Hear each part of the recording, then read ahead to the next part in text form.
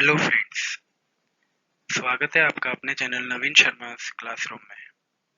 आज हम डिस्कस करेंगे कुछ और current affairs questions of September month 2020 के। तो स्टार्ट करते हैं आज का सेशन और चलते हैं नेक्स्ट स्लाइड पे।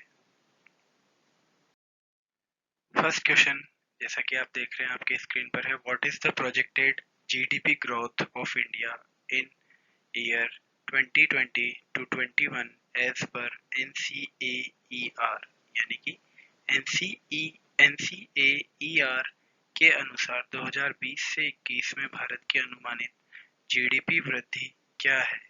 तो इसके लिए जो ऑप्शंस हैं, पहला ऑप्शन है -12.6%, उसके बाद ऑप्शन है -11%, फिर है -10.9% और लास्ट ऑप्शन है -11.7%। तो इन चारों ऑप्शंस में से जो करेक्ट आंसर है क्वेश्चन नंबर 1 का, वो है ऑप्शन ए, यानी कि -12.6%। इस क्वेश्चन का जो एक्सप्लेनेशन है वो आप देख सकते हैं कि the national council of applied economic research यानी कि NCAER has projected the GDP growth for Indian economy eight -12.6% for 2020-21 financial year 21, यानी कि national council of applied economic research ने भारतीय अर्थव्यवस्था के लिए जीडीपी वृद्धि को 2020 से 21 यानी कि फाइनेंशियल ईयर 21 के लिए -12.6% अनुमानित किया है। तो इस तरीके से आपने देखा कि क्वेश्चन नंबर 1 का जो करेक्ट आंसर है वो है -12.6%। अब हम चलते हैं नेक्स्ट स्लाइड पे और देखते हैं क्वेश्चन नंबर 2। क्वेश्चन नंबर 2 आप देख रहे हैं कि with which of these countries has India recently inked an MOU for cooperation in the field of intellectual property? That means किस देश के साथ भारत ने हाल ही में बौद्धिक संपदा के क्षेत्र में सहयोग के लिए समझौता ज्ञापन किया है। तो इसके लिए जो ऑप्शंस हैं, पहला ऑप्शन है सिंगापुर, सेकंड ऑप्शन है नीदरलैंड, सी ऑप्शन है डेनमार्क और लास्ट ऑप्शन है Belgium.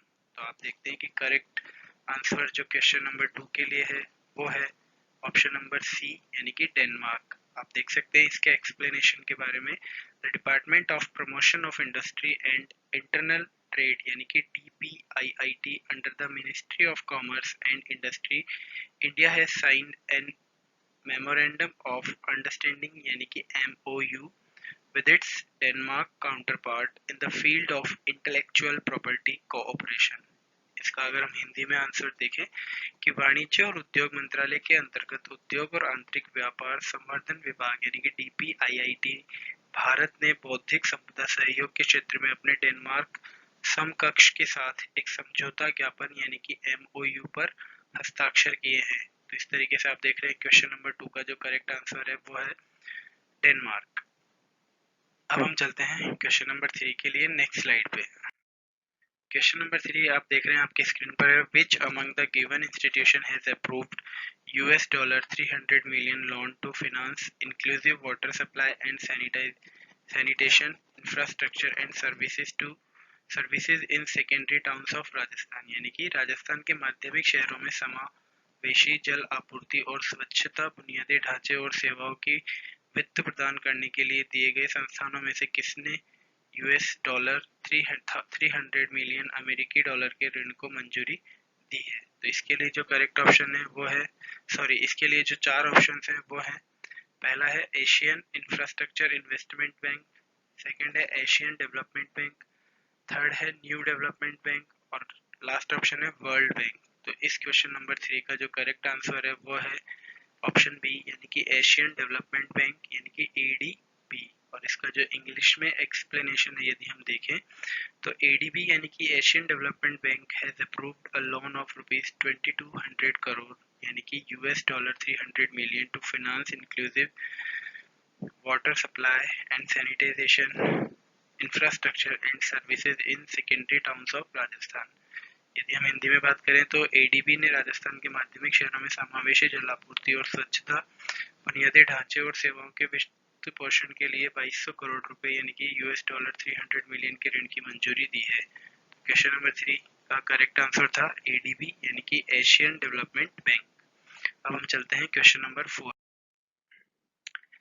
Question number 4. India has recently formed a sub-working group with which country to promote the co-development and co-production of high-tech weapon systems for exporting them to other friendly countries। यानी कि भारत ने हाल ही में एक उपकार्य समूह का गठन किया है जिसके साथ अन्य मित्र देशों को निर्यात करने के लिए उच्च तकनीक हथियार प्रणालियों के सह विकास और सह उत्पादन को बढ़ावा देने के लिए किस देश के साथ किया है। तो इसका पहला ऑप्शन है इजराइल, सेकंड ऑप्शन है रशिया, थर्ड ऑप्शन है फ्रांस, लास्ट ऑप्शन है यूनाइटेड स्टेट्स। तो करेक्ट ऑप्शन या correct answer for question number 4 अगर हम देखें तो है इजराइल यानी कि ऑप्शन ए। और उसका एक्सप्लेनेशन है कि India and Israel have formed a new sub working group to promote the co development and co production of high tech weapon system and exporting them to other friendly countries. यानी कि India ने Israel के साथ उच्च तकनीक हथियार प्रणालियों के सह विकास और सह उत्पादन को बढ़ावा देने के लिए नया उपकार्य समूह का गठन किया है और उन्हें अन्य अनुकूल देशों में निर्यात भी किया जा रहा है। तो इस तरीके से क्वेश्चन नंबर 4 का जो आंसर है वो है इजराइल। अब हम चलते हैं नेक्स्ट क्वेश्चन यानी कि क्वेश्चन नंबर 5 पे। How much amount has been extended by India to Sri Lanka for the promotion of Buddhist ties between two countries। दोनों देशों के बीच बौद्ध संबंधों को बढ़ावा देने के लिए भारत द्वारा श्रीलंका को कितनी राशि दी गई है। तो इसके लिए जो पहला ऑप्शन है $10 मिलियन, बी ऑप्शन है $20 मिलियन, थर्ड ऑप्शन है $15 मिलियन एंड लास्ट ऑप्शन है $25 मिलियन। तो correct option for question number 5 is option C $15 million. यानी कि prime minister of India Shri Narendra Modi has announced a grant assistance of $15 million to Sri Lanka for the promotion of Buddhist ties between the two countries. यानी कि भारत के प्रधानमंत्री श्री नरेंद्र मोदी जी ने दोनों देशों के बीच बौद्ध संपदा को बढ़ावा देने के लिए श्रीलंका को 15 मिलियन अमेरिकी डॉलर की सहायता देने की घोषणा की है। तो इस तरीके से क्वेश्चन नंबर 5 का जो करेक्ट आंसर है वो है ऑप्शन सी $15 मिलियन। चलते हैं नेक्स्ट क्वेश्चन पे। Question number 6 what was the profession of Isher जज Ahluwalia who passed away due to brain cancer recently. यानी कि ईश्वर जज अहलूवालिया का पेशा क्या था जो हाल ही में ब्रेन कैंसर के कारण गुजर गए। तो पहला ऑप्शन था जर्नलिस्ट, सेकंड ऑप्शन है इकोनॉमिस्ट, थर्ड ऑप्शन है जूरिस्ट और लास्ट ऑप्शन है स्पोर्ट्स वीमेन।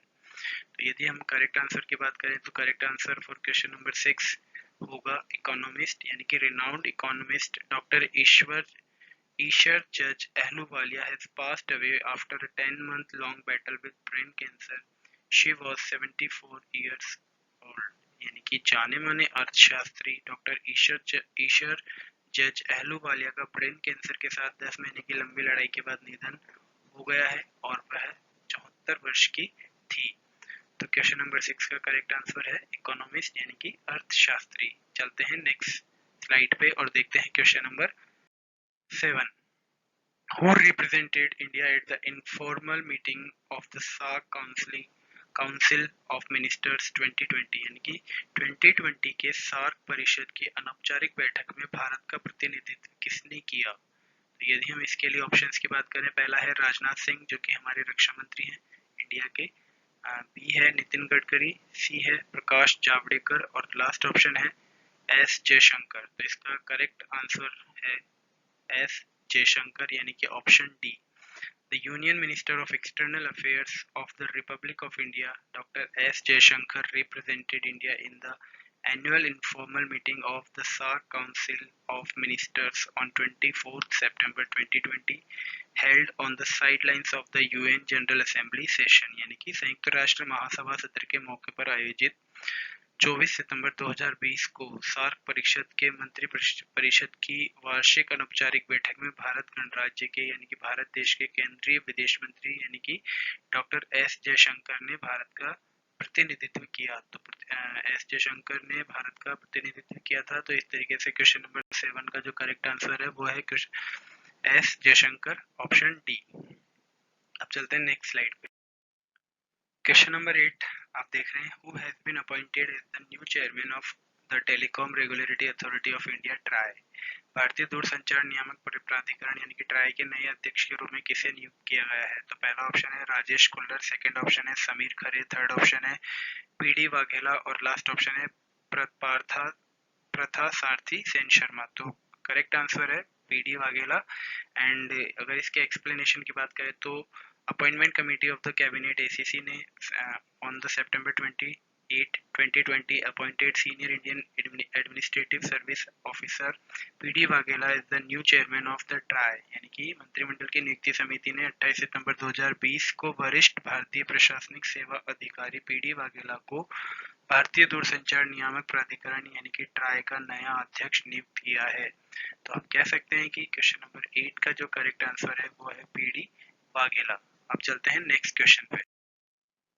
नेक्स्ट क्वेश्चन आपकी स्क्रीन पर है question number 9। India has protested the announcement of elections by Pakistan in which territory, यानी कि भारत ने किस क्षेत्र में पाकिस्तान द्वारा चुनाव की घोषणा का विरोध किया है। तो पहला ऑप्शन है सिंध, सेकंड ऑप्शन है गिलगिट बाल्टिस्तान, थर्ड ऑप्शन है खैबर पख्तूनख्वा और लास्ट ऑप्शन है पुंछ। तो correct answer for question number 9 है Gilgit Baltistan sorry. India has protested Pakistan's announcement of election in Gilgit-Baltistan Legislative Assembly, यानी कि भारत ने गिलगिट बाल्टिस्तान विधानसभा में पाकिस्तान के चुनाव की घोषणा का विरोध किया है। तो क्वेश्चन नंबर 9 भी हमारा कंप्लीट हुआ। चलते हैं नेक्स्ट क्वेश्चन यानी कि क्वेश्चन नंबर 10 पे, और जो कि आज के हमारे सेशन का लास्ट क्वेश्चन भी है। तो क्वेश्चन नंबर 10 है PM Modi inaugurated 6 mega projects under Namami Gange programme in which state on September 29, यानी कि पीएम मोदी ने 29 सितंबर को किस राज्य में नमामि गंगे कार्यक्रम के तहत 6 मेगा परियोजनाओं का उद्घाटन किया। तो पहला ऑप्शन है हिमाचल प्रदेश, सेकंड ऑप्शन है उत्तर प्रदेश, थर्ड ऑप्शन है छत्तीसगढ़, फोर्थ ऑप्शन है उत्तराखंड। तो यदि हम चारों ऑप्शंस में से आंसर की बात करें तो ऑप्शन डी यानी कि उत्तराखंड इसका करेक्ट आंसर है। और इसका एक्सप्लेनेशन है prime minister Narendra Modi on September 29, 2020 inaugurated 6 mega projects in Uttarakhand under Namami Gange programme, यानी कि 29 सितंबर 2020 को प्रधानमंत्री नरेंद्र मोदी ने नमामि गंगे कार्यक्रम के तहत उत्तराखंड में 6 मेगा परियोजनाओं का उद्घाटन किया। तो इस तरीके से हमारा जो क्वेश्चन नंबर 10 और आज का जो लास्ट क्वेश्चन है वो हमारा कंप्लीट होता है, जिसका आंसर है ऑप्शन डी यानी कि उत्तराखंड। तो इसी के साथ आज का हमारा session complete. So thank you so much guys for watching the video. Please press bell icon for more videos on our channel. So thank you so much. Goodbye. Have a nice day.